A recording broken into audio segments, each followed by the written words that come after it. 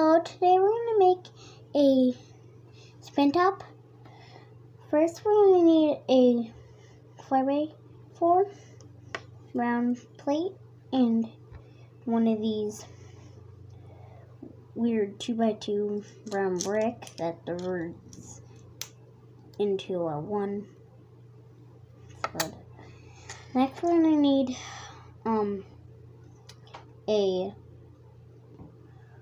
4x4 round plate with a hole in the middle. I'm just going to put it with this.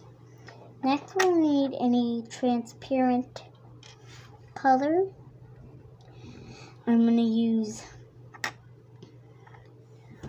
transparent yellow green. Here I'm going to use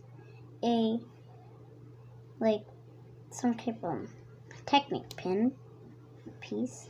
Put it in the middle, and a big red gear, put it there, and then you spin it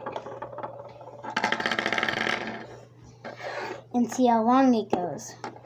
And don't forget to like and subscribe, and don't forget to watch the fidget spinner in the next episode. So we'll see you in the next episode. Bye!